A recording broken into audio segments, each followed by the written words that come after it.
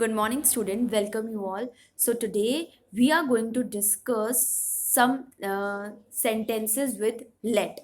All right. So as I already taught you, some pronouns related rules, some tense related rules, or some interrogative sentences, and we'll see some command or request it like imperative sentences.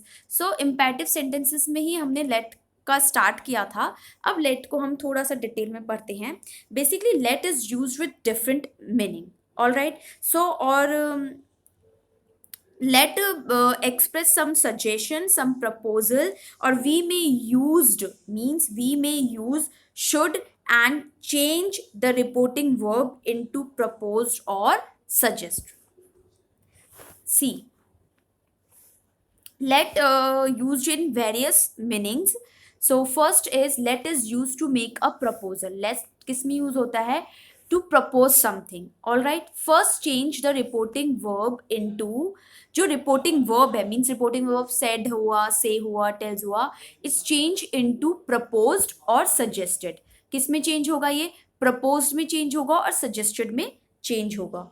All right. सो ये आपको अच्छे से याद रखना है. Next is you use should instead of let. Let की जगह आप किसका यूज कर सकते हो? शुड का भी आप यूज कर सकते हो. So example, see some example.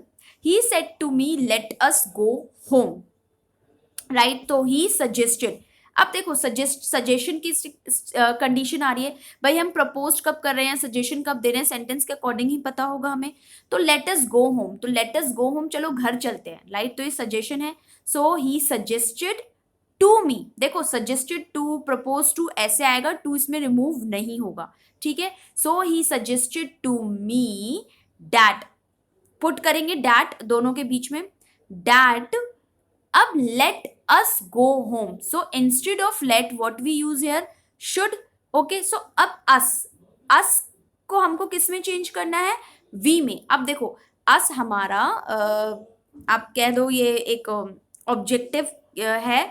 तो अस को हमने किस में चेंज किया? वी में चेंज किया. देखो अगर आई मी ये सब दे रखा होगा रिपोर्टिंग वर्ब में, तो अस को हम वी में चेंज करेंगे. राइट. और अगर आई मी की जगह कुछ और दे रखा है तो अस को हम दे में चेंज करेंगे. राइट. तो अस को हमने यहाँ पे किस में चेंज किया? मी में चेंज किया. Let us go home. To me that we. अब देखो वीक में चेंज किया. लेट की जगह हमने शुड का यूज किया and then go home as it is यहाँ पे आ गया. Then is let is used as to allow.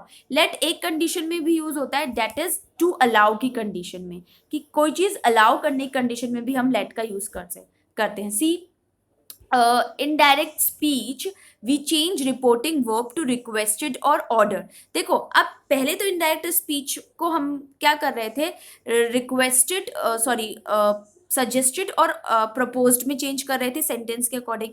अगर हमारा जो रिपोर्टेड स्पीच है वो रिक्वेस्टेड और ऑर्डर के कुछ सेंस निकालता है, तो उसमें क्या कंडीशन है? So we started reported speech with to.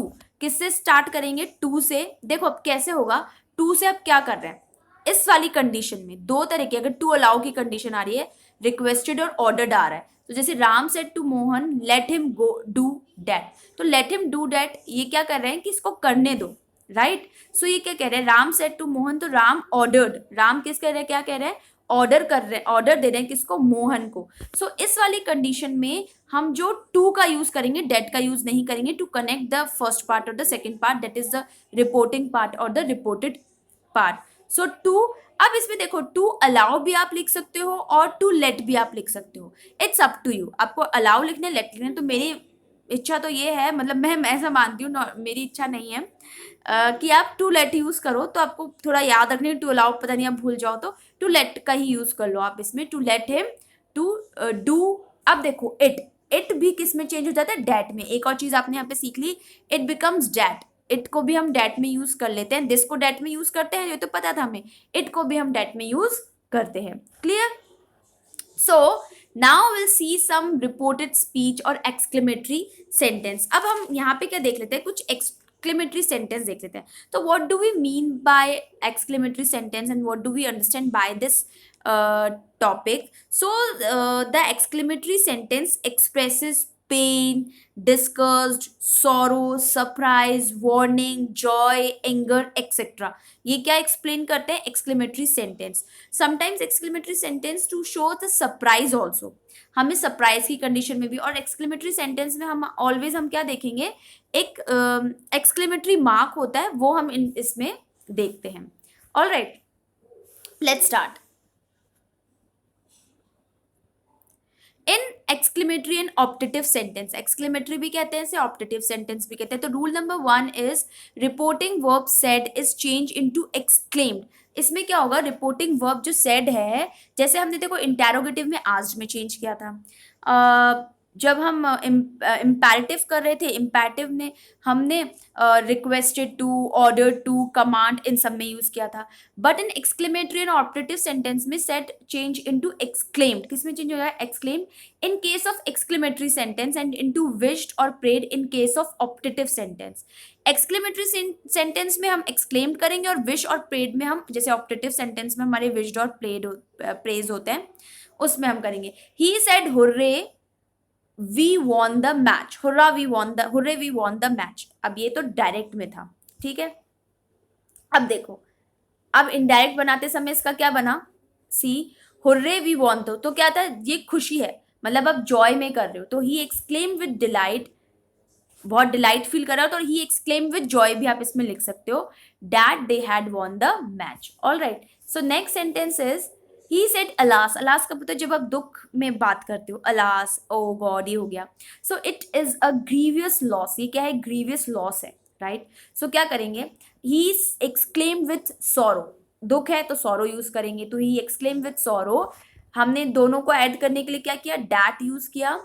अब इट भी हमने किस में यूज किया? यहाँ पे डैट में. डैट, डैट, इट का क्या हो गया? डैट चेंज हो गया, तो that, that was a grievous loss. क्या हो जाएगा? वॉज, इसको वॉज में किया, और ग्रीवियस लॉस का ग्रीवियस लॉस. क्लियर है? बिकॉज इट को डैट में चेंज कर सकते हैं ना, तो डैट का डैट हो जाएगा यहाँ पे. An exclamatory sentence contains word which express certain strong emotion of anger, joy, surprise, resentment, hatred. Therefore, these feelings are added to the following verbs. देखो, ये सब सारी feelings हम express करते हैं, इसलिए सारी feelings हमको इसमें add करनी होती है. So देखो, अब कैसे कैसे किस किस में हम क्या क्या यूज कर सकते हैं, सी वन बाय वन. अलास देखो तो आप एक्सक्लेम विद जॉय यूज करो, हुर्रे एक्सक्लेम विद जॉय, और एक्सक्लेम विद डिलाइट भी आप लिख सकते हो, जो अभी आपने एक सेंटेंस देखा था. ओ एक्सक्लेम विथ रिग्रेट. वो बोलते हैं ना हम, जैसे ओह ये हो गया, तो हमारा फेस देख लो अब कैसे बन रहा है. तो रिग्रेट करते हैं हम किसी चीज के, आहा जब यूज करते हैं. तो exclaim with delight, relaxation. Pooh exclaim with contempt. He said may God bless you with the son. अब देखो, अब जब ये कंडीशन है, ये ऑप्टेटिव कंडीशन है, तो जब ये चीजें आती हैं तो आप क्या करोगे? ही प्रेड किया, डैट गॉड मे माइट में चेंज हो गया, राइट. ब्लेस में, यू हमने हिम में चेंज किया, विद अ सन ये इनडायरेक्ट में हमने किया. Clear? Okay, now see the rule number 2. First change the exclamatory or optative sentence into assertive and then follow the rule 2 in the case of assertive sentence. Simple है. देखो क्या था? First, he said what a fine bird it is. What a fine bird it is. So he exclaimed that. Exclaimed कर रहा है that it was a fine bird. अब देखो what तो हम यूज करेंगे नहीं, क्योंकि ये ऑप्टेटिव सेंटेंस है, इम्पेरेटिव सेंटेंस, एक्सक्लेमेटरी सेंटेंस है, तो व्हाट को हम यहाँ पे रिमूव कर देंगे. ठीक है. सो ही एक्सक्लेम दैट हमने यूज किया यहाँ पे, व्हाट को हमने रिमूव कर दिया, और इसकी जगह हमने क्या पुट किया? इट पुट किया. देखो इट यहाँ पे था, तो पहले इट वॉज, भाई हम सब्जेक्ट यूज करेंगे पहले, तो इट हमने यूज किया, इज का हमने वॉज कर दिया, और a very fine bird as it is हमने यहाँ पे पुट कर दिया. Clear? So the sign of exclamation is omitted and all interjection such as alas, hooray, etc. are dropped. देखो जब जो साइन है एक्सक्लेमेटरी साइन, वो ड्रॉप्ड होगा. क्या है? देखो see, follow the rules for change the tenses, personal pronouns as in the case of assertive sentences. Alas, how extravagant I have been. So he confessed with regret regret that he had been very extravagant. So जितने भी inverted commas, जो punctuation है, exclamatory, वो सब क्या हो जाएंगे, remove हो जाएंगे. So exclamation and wishes. Sometimes exclamatory sentence contain exclamation like hooray, alas, ho, heavens, bravo. Bravo जब आप किसी को शाबाशी देते हो. Such exclamatory words are removed in the indirect speech. Sometimes क्या होता है, ये जो हुर्रे और एलास होता है, ये सब किस में रिमूव हो जाते हैं, जब हम इनडायरेक्ट बनाते हैं तो हम यूज नहीं करते हैं. We use exclaimed with jaw sorrow, exclaimed with joy, exclaimed with surprise. हमने अभी सेंटेंस कर लिया था. इंस्टेड ऑफ सेट, सेट की जगह हम क्या यूज करते हैं, इन वर्ड का यूज करते हैं. हुर्रे मीन्स जो एक्सक्लेमेटरी मार्क वाले वर्ड है, हुर्रे, एलास, ओ, ये सब भी क्या हो जाते हैं, रिमूव हो जाते हैं. See some sentences. First sentence is Rohan said hurray we won the match. अब रोहन क्या कहता है, hurray we won the match, हम क्या जीत गए, मैच जीत गए. सो इनडायरेक्ट बनाते समय क्या करेंगे, Rohan exclaimed with Joy that. अब देखो वी किस में चेंज हो रहा है, दे में. They won the match. अब वॉन सिंपल पास में था तो क्या हो जाएगा, had plus third form of the verb, तो हैड यूज करेंगे, won at the match. Won already third form है. सेकेंड सेंटेंस देखो, Reema said alas Kareena's mother is suffering from cancer. अभी बहुत दुख की बात है कि करीनाज की मदर क्या है, किससे सफर कर रही है, कैंसर से सफर कर रही है. सो रीमा एक्सक्लेम विथ सोरो. अलास है तो सोरो एक्सक्लेम करा. अब कंजंक्शन डेट का यूज करा. देन करीनाज मदर, करीनाज थर्ड पर्सन है, थर्ड पर्सन हम थर्ड पर्सन में यूज करेंगे, कोई चेंजेस नहीं करेंगे. इज वॉज में चेंज हो जाएगा, सफरिंग का सफरिंग, फ्रॉम कैंसर का from cancer. Clear. Next is the captain said to Kapil bravo. Bravo मतलब शाबाशी. You scored 89 runs. क्या बोला, कितने run, 89 run. So the captain exclaim with praise. Bravo की कंडीशन में हम क्या यूज करेंगे, प्रेज, किसी को शाबाशी दे रहे हैं. सो डैट यूज किया. अब you scored 89 run. So you कौन है यहाँ पे, कपिल है. सो ही यूज किया, he had. So you scored past में है तो ही हैड स्कोर्ड 89 रन्स.